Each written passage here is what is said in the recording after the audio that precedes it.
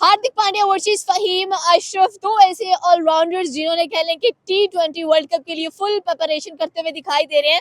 अगर हार्दिक पांड्या की बात की जाए तो डेफिनेटली सी बात है, Asia cup, T20 world cup जो कि इंडिया ऑलरेडी उठा चुका है, दोबारा रिटेन करने की कोशिश करेगा 2026 7 फरवरी से कह लें कि जो वर्ल्ड कप शुरू होने वाला है। अगर इन दोनों ऑलराउंडर्स का कंपैरिजन किया जाए तो Hardik Pandya versus Faheem Ashraf, best pressure कौन हैंडल करता है, अच्छी विकेट टेकिंग किसकी होती है, सेकेंडली मैच विनर कौन नजर आता है, प्रेशर को किस तरह से हैंडल किया जाता है और एट द लास्ट मोमेंट कौन अपनी टीम के लिए अच्छा साबित होता है। जैसे कि पहले हम लोग बता चुके हैं कि हार्दिक पांड्या ने T20 वर्ल्ड कप की बात कर ले, इसके बाद एशिया कप की बात करें, रिसेंटली जो साउथ अफ्रीका के खिलाफ सीरीज हुई है उसमें भी कमाल की परफॉर्मेंस की है। हमारे पाकिस्तानी अवाम मौजूद है, इनसे पूछेंगे कि Faheem Ashraf versus Hardik Pandya, who is the best allrounder.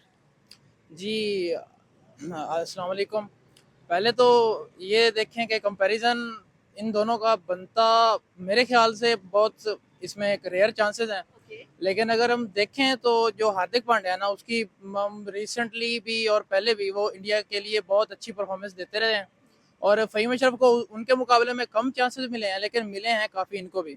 और इन्होंने कोई अपनी बॉलिंग के हिसाब से तो देखा जाए तो अच्छी परफॉर्मेंस दी है, लेकिन हार्दिक पांड्या जो है ना, उनका अपना लेवल है। फिर चाहे हम पाकिस्तान के वहाँ में, लेकिन जो अच्छा प्लेयर है उनको हम अच्छा ही कहेंगे। Definitely Hardik the clutch Pandya उनको कहा जाता है कि जब भी किसी सीरीज को क्लच करने की बात आती है या मैच को क्लच करने की बात आती है तो पांड्या की याद लाजमी आती है। और आगे T20 वर्ल्ड कप है, आपको लगता है कि 15 फरवरी को इंडिया पाकिस्तान का मैच है तो पाकिस्तान के पास इतने अच्छे प्लेयर हैं, हमारा जो स्क्वाड अनाउंस हुआ है आप उसे सेटिस्फाइड है? क्योंकि इंडिया की साइड पे देखा जाए, अभिषेक शर्मा है, तिलक वर्मा है, वरुण है, अशर है, बुमराह है, सबसे बड़ी बात उनके पास। तो हमारे पास कौन से ऐसे प्लेयर्स नजर आ रहे हैं? ठीक है, साइब जफर खान अवेलेबल है, साइम और अभिषेक का भी कंपैरिजन नहीं बनता ऐसे तो। नहीं, अभिषेक और साइम का कंपैरिजन आप देखें, दोनों लेफ्ट हैंडेड हैं और अच्छे प्लेयर हैं, अग्रेसिव प्लेयर हैं। लेकिन देखा जाए तो सैम अयूब को जितनी इन्होंने दी गई है ना, उनको हाइप हाइप कुछ ज्यादा ही दे दी है। उसकी परफॉर्मेंसेज उस हिसाब से नहीं है, लेकिन अच्छा प्लेयर है, टैलेंट है उसके पास। और वो इसको कर लें ना करें होते एक अलग बात है, लेकिन अगर टू बी वेरी ऑनेस्ट देखा जाए तो जैक कैलिस के बाद जो दुनिया के अंदर कोई ऑलराउंडर पैदा हुआ है वो हार्दिक पांड्या है। ठीक है, मेरा नहीं ख्याल फहीम अशरफ हाँ कोई 5 7 साल 10 साल सीरियस होकर क्रिकेट खेले, उसके अंदर स्पार्क ज़रूर है, लेकिन वो बन सकता है शाहिद अफरीदी कह लें, वो अब्दुल रज़ाक कह लें।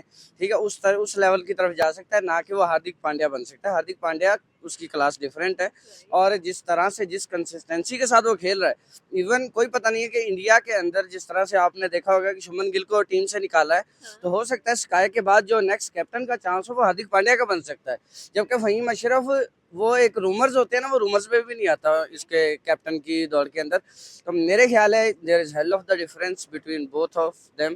तो मेरे ख्याल में नहीं, ये कंपैरिजन बनता ही नहीं है, बिल्कुल भी नहीं बनता। सर आप जिसका कंपैरिजन करते हैं पाकिस्तानी हम कहते हैं इसका कंपैरिजन बनता ही नहीं है। हम अभिषेक का सैम के साथ करते हैं, वो कहते हैं कंपैरिजन नहीं बनता। हम हार्दिक का फहीम के साथ करते हैं, वो कहते हैं कंपैरिजन नहीं बनता। डेफिनेटली सी बात है, अगर हार्दिक की बात की जाए प्रेशर हैंडलिंग में, विकेट टेकिंग में, और अगर उसको चेंज कन्वर्ट करें ना, अपनी इनिंग्स बनाए और अच्छा खेले, पाकिस्तान के लिए डिलीवर करे, तो बिल्कुल वो हमने उसको ऑलराउंडर बना दिया, उसने पांड्या को पीछे छोड़ के खुद पहले नंबर पर आया हुआ है वो। जी, ये बात तो सही है आपकी।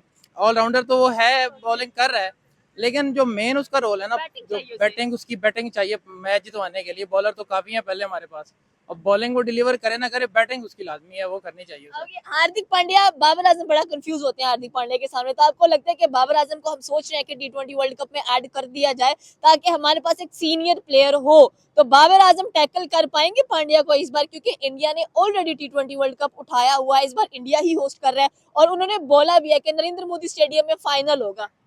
बाबर आजम अच्छा प्लेयर हैं काफ़ी, और वो सीनियर प्लेयर होना चाहिए टीम के अंदर, एक तो ज़रूर होना चाहिए, क्योंकि हमारी विकेट्स बहुत जल्दी गिर जाती हैं हमेशा से ही, ये चलता रहा है।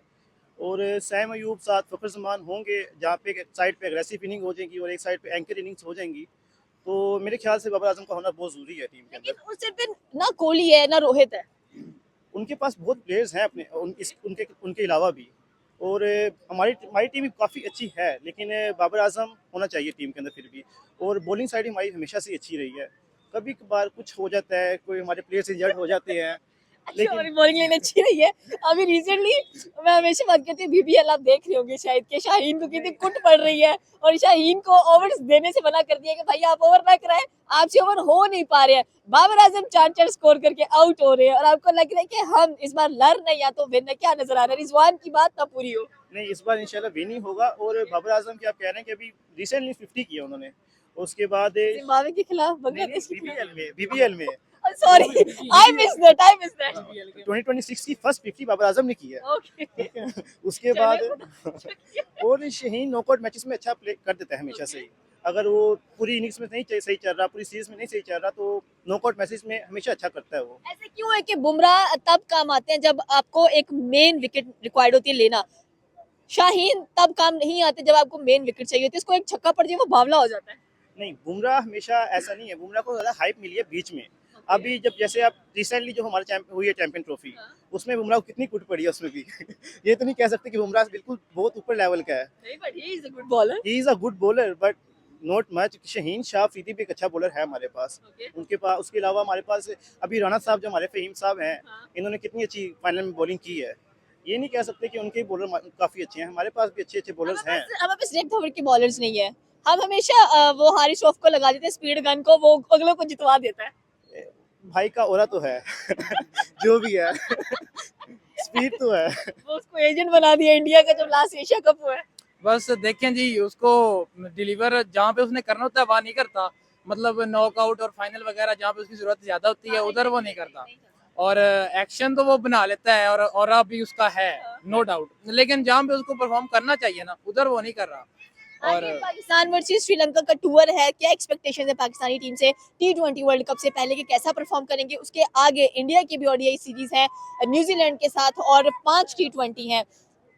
इंडिया अनबिटेबल T20 में जा रहा है, पाकिस्तानी टीम क्या करने वाली है? जी देखें, पाकिस्तान की टीम ने पहले श्रीलंका के खिलाफ एक सीरीज जीती है, तो इसलिए अब भी हम यही एक्सपेक्ट करेंगे उनसे कि अच्छी परफॉर्मेंस दें। और बाबर के मुतालिक मैं कहूँगा कि 4-5 मैचेस उन्होंने बीबीएल में खेले हैं, तो ऑस्ट्रेलिया की पिचेस जो उनके ऑस्ट्रेलिया के प्लेयर खुद भी कहते हैं कि आसान नहीं है खेलना। उन्होंने 3 में 2 50s बना ली हैं और उनसे भी काफ़ी एक्सपेक्टेशन है हमारी इस वर्ल्ड कप में कि वो परफॉर्म करेंगे हमें। तो शादाब खान भी बैक, उनका भी कम बैक हुआ है, तो देखें वो क्या करते हैं इस क्या दफा। लग रहा है कप्तानी कौन करेगा? इंडिया की जानिब से तो सूर्य कुमार यादव नजर आ रहे हैं, पाकिस्तानी टीम का फिर गड़बड़ लग रही है, या तो आगा जी ही आएंगे या मे बी सुनने में कि शादाब को कप्तानी दी जा रही है। नहीं, आगा जी भी अच्छे प्लेयर हैं। हाँ, अच्छे प्लेयर हैं सीरियसली। मैं अपने वो तो ओडीआई और टेस्ट के प्लेयर है ना, हमें T20 की चाहिए। जैसे अभी जैसे उन्होंने काफी सीरीज जितवाई हैं हमें T20 की, काफी हाँ जितवाई हैं। अब ये नहीं हमने विन ही देखना है ना, हर जगह लर्न learn नहीं है, हर जगह लर्न जरूरी नहीं है। हमारे पास विन भी तो आ रही है ना। उसके बाद और क्या आगे, कोई एक फेवरेट बैट्समैन पाकिस्तानी टीम में से? बाबर बॉलर बॉलर कोई खास नहीं मेरा तो। फेवरेट नहीं है नहीं bowler? नहीं, मेरा आमिर था पहले, अब कोई नहीं है। ओके, इंडियन टीम में से कोई एक favourite bowler? Bowler, favourite bowler मेरा, मैं तो बुमराह के साथ जाऊंगा। Okay, batsman? Batsman Kohli. Okay, आपको पाकिस्तानी टीम में से कौन अच्छा लगता है? बाबर भी अच्छा और फखर जमान भी काफी अच्छे हैं। उसके बाद बॉलिंग में शहीन शाह अफरीदी और मोहम्मद आमिर। उससे पहले मोहम्मद आसिफ थे, वो काफी अच्छे प्लेयर बॉलर थे। उसके बाद इंडिया में विराट कोहली ऑब्वियसली, और उसके बाद बुमराह अच्छे बॉलर हैं। Okay, thank you sir. तो रीज़न ये है कि आपको थोड़ा बहुत देखना चाहिए कि भाई विराट कोहली का डिफरेंस जो है, या उसको कंपेयर करने के लिए आपके पास ला कौन रहे हो आप। विराट कोहली रिप्लेस करता है सचिन तेंदुलकर को, ठीक है। बाबर आजम ने किसको रिप्लेस किया है? अहमद शहजाद ने किसको रिप्लेस किया? उमर अकमल ने किसको रिप्लेस किया? आपके पास मिडल ऑर्डर में या टॉप ऑर्डर में कोई ऐसी जगह ही नहीं है। आप पूरी टीम आपकी खड़ी होती है, ठीक है। आप हार्दिक पांड्या को फ़हीम अशरफ से कर रहे हो ना कंपेयर, और साथ ही विराट कोहली की बात कर रहे हो। जब 8 पे 28 बना था, आपको याद होगा, दूसरे एंड पे कौन खड़ा था? हार्दिक पांड्या। अगर वहां पे कोई और ऐसा वैसा प्लेयर खड़ा होता, हो सकता है विराट कोहली भी इतना चांस ना लेता, ठीक है। नॉट आउट विराट कोहली जा रहा होता और जिंदगी में पहली दफा पाकिस्तान जीत रहा होता उससे, इंडिया से, ठीक है। तो पॉइंट ये है कि अगर दोनों एंड के ऊपर एक प्रेशर हैंडल किया गया उस वक्त। चले सर, हार्दिक पांड्या वर्सेस फ़हीम अशरफ, आपको क्या लगता है कि T20 वर्ल्ड कप है, उसके लिए बेस्ट ऑलराउंडर कौन सा है इन दोनों में से? देखें, हार्दिक पांड्या का कंपैरिजन जो है वो राणा साहब मैच विनिंग में, मतलब वो बंदा मैच विनर आपको नजर आता है? देखिए आपने बात की कि हम कंपैरिजन करते हैं तो पाकिस्तानी आवाम कहती है कंपैरिजन नहीं बनता, बात ठीक है। विराट कोहली का डेब्यू हुआ मेरे ख्याल 2008-9 के अंदर, ठीक है। उस वक्त हमारे पास सर्कल के अंदर जो खेल रहे थे अहमद शहजाद थे, बाद में आए थे हालांकि, और उमर अकमल थे, ठीक है। हमने विराट कोहली के साथ कंपैरिजन किया, उमर अकमल का बेड़ा गर्क कर दिया उमर अकमल का, ठीक है। उसके बाद आ जाए अहमद शहजाद, ठीक है। उसके साथ कंपैरिजन किया। हमारी क्रिकेट 2012 से लेकर आपने देखा होगा कि जब तक अहमद शहजाद खेलता रहा, अहमद शहजाद चैंपियन ट्रॉफी में खेलता रहता, फखर जमान को ना जगह दी जाती, हो सकता है आप चैंपियन ट्रॉफी ना जीतते, ठीक है। इसमें कोई बड़ी बात नहीं है, ये आप स्टैट्स देख सकते हैं जाकर, ठीक है। तो अहमद शहजाद का बेड़ा गर्क कर लिया आपने, ठीक है। उसके बाद आता है जी दुनिया के अंदर 2016 में बाबर आजम, उसने 2 सेंचुरीज लगाई, आपने उठाकर उसको विराट बना दिया, ठीक है। तो विराट कोहली ने वो 2 छक्के लगाए, ठीक है। तो मेरा नहीं ख्याल आप जसप्रीत बुमराह का शहीन के साथ कर देते हो, मोहम्मद आमिर का जसप्रीत बुमराह के साथ करते रहे हो, तो भाई आपने या तो कोई एक मुझे कंपैरिजन ऐसा बता दे जिसको आपने उठाकर उस लेवल पे फिट किया हो, ठीक है, और आपका वो हम पल्ला बराबर हमें नजर आया हो। विराट कोहली रिटायर होता है, हम उठाते हैं शुभमन गिल को बाबर के साथ कंपेयर कर देते हैं, ठीक है। वो साहिबजादा फरहान जसप्रीत बुमराह को 2 छक्के लगा के जाता है, हम उसको जायसवाल के साथ अभिषेक शर्मा के साथ शुरू कर देते हैं, ठीक है। तो ये चीजें आपको देखनी पड़ेंगी, आप अपनी क्रिकेट की रिस्पेक्ट कर लें, ये बहुत है आपके सर आगे T20 वर्ल्ड कप है, यही मंथ है, और आपको क्या लगता है कि श्रीलंका का टूर है पाकिस्तान का, तो पाकिस्तानी टीम कितना अच्छा कमबैक करेगी T20 के अंदर? एंड डेफिनेटली बाबर आजम की पहले BBL के अंदर 50 नजर आ गया है, तो एक्सपेक्टेशंस हैं कि श्रीलंका के खिलाफ भी अगर इनको शामिल किया जाए तो कुछ ना कुछ करेंगे। आगे ODIs हैं, इंडिया वर्सेस न्यूजीलैंड, उसमें रोहित एंड विराट है, उसके आगे फिर T20 है, तो इट मींस कि इंडिया अनबीटन T20 में जा रहा है। डेफिनेटली इंडिया तो अनबीटन जाएगा, ठीक है। लेकिन जहां तक आप बात कर रहे हैं कि भाई बाबर आजम की 150 तो 2 कर चुका हुआ है, ठीक है, BBL के अंदर, और 2 दफा उसने 50 किया और दोनों दफा उसकी टीम जीती भी है, ठीक है। ये कोई छोटी बात नहीं है, 50 काम आ और गई। हाँ काम आ गई है। नहीं, हम पहले भी कहते थे, एशिया कप के से पहले से रो रहे हैं कि भाई अगर आप बाबर आजम को ड्रॉप करोगे आपकी टीम का बहुत बुरा हाल होने वाला है। T20 वर्ल्ड कप में अगर बाबर आजम को आप नहीं ले जाते, आपका ऐसा बुरा हाल होगा जो आपका मेरे ख्याल है USA के अंदर हुआ था, ठीक है। तो इवन बाबर आजम मौजूद था तब, ठीक है, लेकिन आप हार कर, बहुत बुरी तरह हार कर वापस आए थे। तो मेरा ख्याल है कि बाबर आजम अगर टीम में होगा और पाकिस्तानी टीम बहुत अच्छा परफॉर्म करेगी, और देखते हैं आने वाले टाइम में क्या होता है, क्योंकि पाकिस्तान की सिलेक्शन में हमेशा एक आधा क्वेश्चन मार्क लाजमी रह जाता है, वो हम दोबारा उठा लेंगे। 15 फेब को क्या लग रहा है कि चले बाबर आजम भी ऐड कर दिया गया, साहिबजादा फरहान भी है, साइम अयूब है, अभिषेक को कौन कंट्रोल करने वाला है, तल्ले को कौन कंट्रोल करने वाला है? हम पढ़ाई किसी और की करते जाते, पेपर कोई और आ जाता है। देखें, हाँ मैं एशिया कप फाइनल की बात करूंगा। देखिए आपने अभिषेक शर्मा पकड़ लिया, आपने शुभमन गिल आई थिंक पकड़ लिया, ठीक है, आपने स्काई पकड़ लिया, ठीक है, लेकिन आपसे कौन नहीं पकड़ा गया? आपसे तिलक वर्मा नहीं पकड़ा गया। और रिजल्ट देखें कि एशिया कप चला गया, ट्रॉफी तो आपके पास ही है लेकिन चला गया एशिया कप, ठीक है। लेकिन अब उसके पैरेलल अगर बात करें तो मेरे ख्याल में इंडिया के साथ आपका वैसे भी कंपैरिजन नहीं बनता। हाँ, आप बहुत अच्छी तैयारी करके जाएं, बहुत अच्छी सिलेक्शन लेकर जाएं, ठीक है। अब देखिए क्वेश्चन मार्क जो पाकिस्तान के अंदर रेज हो रहा है वो ये है कि आप शहीन शाह अफरीदी को T20 में ना लेकर जाएं, जो कि मेरा पर्सनली स्टांस भी यही है कि आप कोई यंग बॉलर सलमान मिर्जा को ले जाएं, आप वसीम जूनियर को ले जाएं, किसी ऐसे को मौका दें जिसका हक बनता है, ठीक है।